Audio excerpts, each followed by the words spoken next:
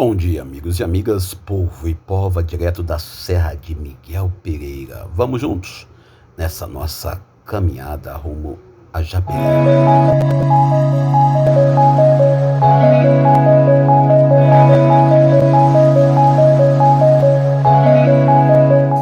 Muito bem, senhores e senhoras, povo e pova, lembrando que estamos vivendo o tempo de pandemia, então fique em casa se possível, use álcool em gel, lave as mãos. E lembrando que a gripe voltou forte em nossa realidade brasileira. No dia 24, o Senado Federal votou a lei conhecida como Lei Paulo Gustavo. Uma lei que visa socorrer e ajudar todos aqueles que vivem da cultura. A PL 73/2021, que infelizmente o Mário Frias, o ministro da Cultura do governo Bolsonaro, disse que não vai apoiar. Na verdade, a gente quando fala em cultura e criou-se essa teoria que toda a cultura é algo inútil, ou algo que não funciona, ou algo que não dá certo, ou algo que, sei lá, como quiser falar. E percebe-se claramente uma falta de consciência quando fala da cultura. A gente quando entra no debate do carnaval, e aí eu tô vendo aí o pessoal falando, eu sou contra o carnaval, porque você não é contra o Réveillon, porque você não é contra a reunião de Natal das famílias, né? Eu não quero entender isso.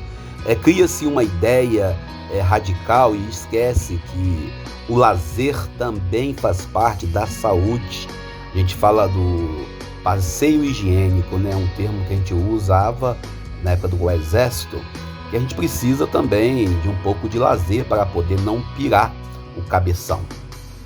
E aí, quando vejo o ministro da Cultura dizendo que vai dificultar, que não vai concordar, que etc e tal, isso me preocupa. Esse ministro da Cultura está a serviço da cultura ou do governo?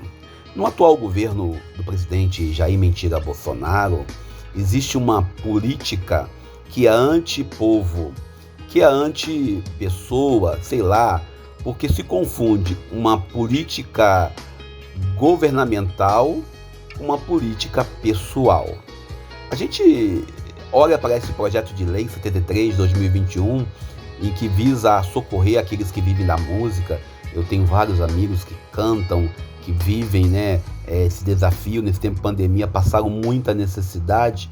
Amigos que fazem shows que infelizmente nessa pandemia tiveram que pedir socorro. Eu sei que os grandes músicos, os grandes empresários que vivem do entretenimento têm outras fontes de renda ou tem como se manter com a renda que receberam, que recebem. Mas aquele cara do barzinho, aquele camarada que usa a música como instrumento de trabalho, infelizmente foi condenado a passar necessidade. E agora o Senado, através do senador Randolfo Rodrigues, vendo que tem como atender, escuto da parte do senhor Mário Frias que vai dificultar.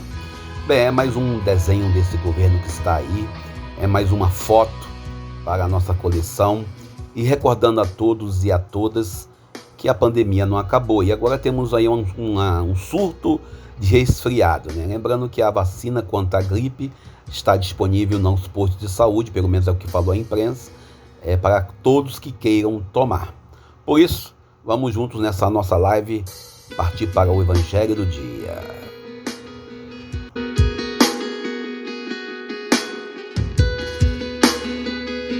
O Evangelho de hoje é a continuação do Evangelho de ontem, Lucas capítulo 21, versículos 29 ao 33. A gente continua, hoje vamos terminar o sermão escatológico. O sermão escatológico, para quem não sabe, é aquela parte da pregação do Evangelho de Jesus, tanto em Mateus como em Lucas. Marcos aparece alguma coisa que fala do fim do mundo. Hoje, no Evangelho de Lucas, nós vamos concluir esse sermão. Uma das perguntas que acontece até hoje em nossas agendas pessoais é a pergunta que é a interrogação que nós temos. São duas grandes perguntas. Primeiro, quando nós iremos morrer? E às vezes ainda tem uma subpergunta no meio dessa grande pergunta: como iremos morrer? São duas perguntas interessantes que nós trabalhamos em juízo particular. Mas no juízo macro, nós temos a pergunta que é quando será o fim do mundo? A tradição dos ateus, a tradição daqueles que não acreditam em Jesus, daqueles que não têm religião, é dizer que o fim acontece para quem morre. Ou o fim acontece para a cada um dia haverá o fim da terra, o sol irá cair, explodir, a terra irá perder condições de vida para os seres humanos. Essa é um ponto em que nós temos aí em todas as culturas, tanto ateus como cristãos ou outras religiões falam de um fim. Um dos dogmas que nós temos na fé da igreja, e isso na igreja católica ou mesmo na igreja protestante, é o juízo particular. Todo mundo sabe que a gente, quando chegar no último dia de nossas vidas, iremos ser submetidos ao juízo particular. O juízo particular é aquele momento em que você está face a face com Deus, só você e Ele, e você vai receber como prêmio aquela ação que você agiu. Mas não vai receber como prêmio porque você merece. Irá receber como prêmio porque Deus é infinitamente bom e a misericórdia dele, por ser infinita, nos permite a salvação. A única coisa que nos afasta da salvação do projeto de Jesus é a recusa total do projeto de Deus. Já diria Carlos Henrique Medici na aula de escatologia cristã. O ser humano tem toda a liberdade de dizer: eu não quero ficar contigo, meu Deus, dá licença, eu estou indo para outra nuvem. Também, quando se fala do fim do tempo, o evangelho de hoje fala, da figueira, a figueira que tem um tempo para produzir, e Jesus coloca claramente sobre a natureza. Nesse tempo em que a gente fala de Laudato Si, nesse tempo de Assembleia Latino-Americana, em que nós, latino-americanos, estamos questionando a nossa prática eclesial, nesse tempo em que nós falamos sobre os momentos das doenças do século, a depressão e outras doenças na área econômica social, nesse tempo em que a igreja, as comunidades confundem espiritualidade com tratamento psicológico, com relação com sentimentalismo, nós sabemos claramente que esse povo que vai até Jesus quer uma resposta. Não uma resposta qualquer. Se Jesus disse que o fim do mundo vai acontecer amanhã, eles iam dizer: olha, ele já anunciou o fim do mundo. Se ele diz que vai acontecer daqui a 1000 anos, eles irão anotar também.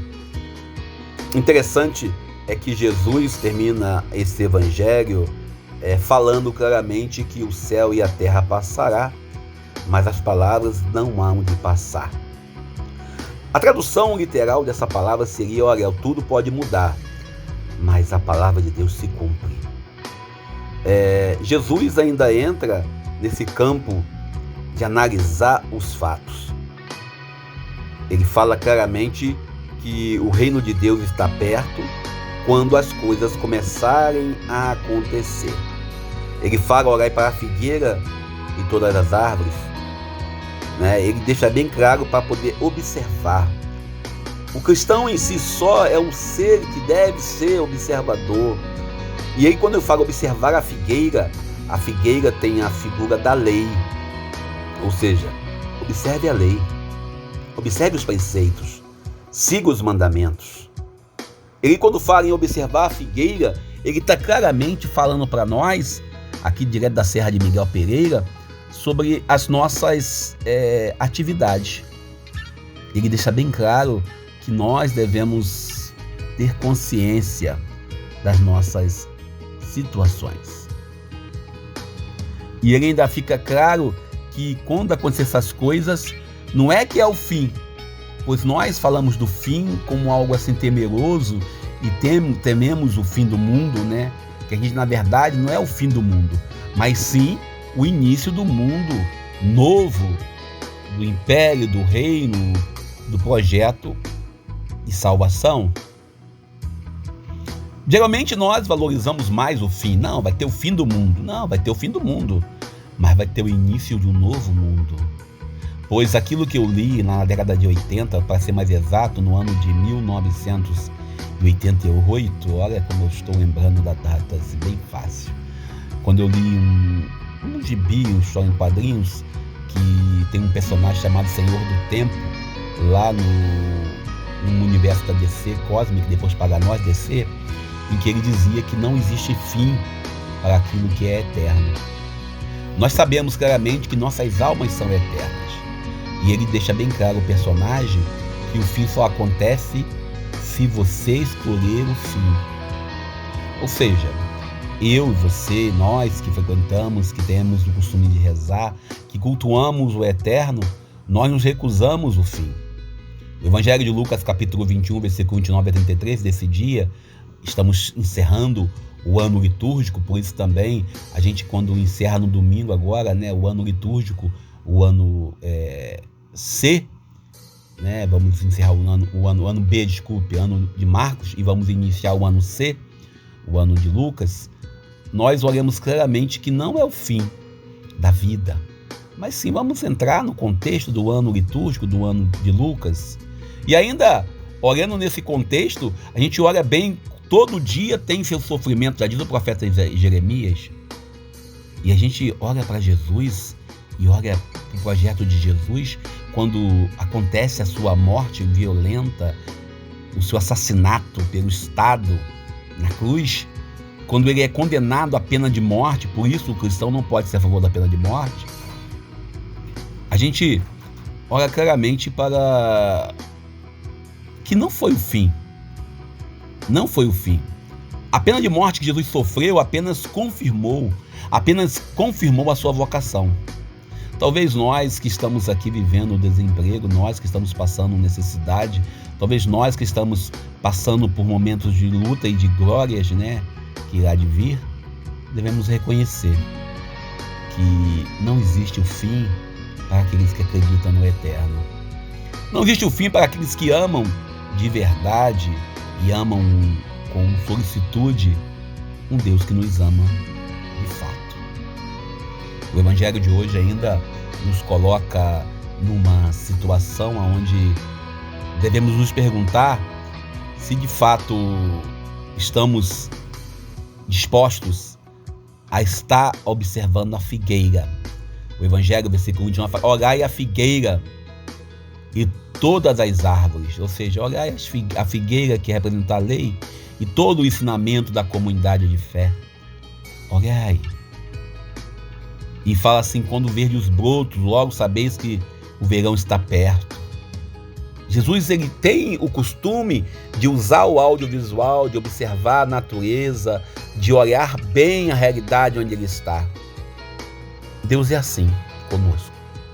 Ele sempre está observando. Por isso, talvez o que nós precisamos fazer é ser mais atentos para os sinais do tempo. Eu escutei outro dia alguém falando que um padre X ou Y fala contra essa proposta da Laudato Si do Papa Francisco, que devemos nos cuidar mais de salvar almas e esquecer a natureza.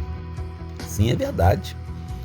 Mas se você não cuidar do planeta, não cuidar da natureza, não cuidar da casa comum, nós iremos apressar o grande dia do juízo final.